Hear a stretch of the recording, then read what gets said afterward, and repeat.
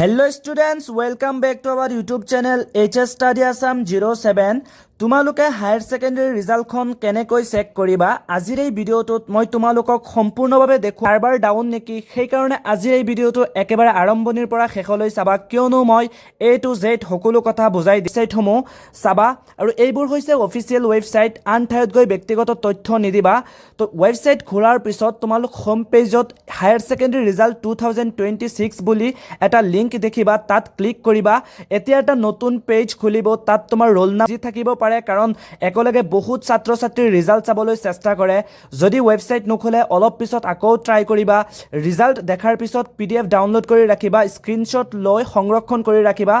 যদি কোনো ভুল দেখা যায় তেন্তে নিজৰ বিদ্যালয় বা কলেজত যোগাযোগ কৰি কমেন্টত জনাবা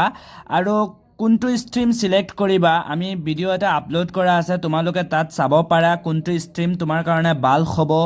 Then আজিলৈ bye bye all the best for your upcoming result. Thank you.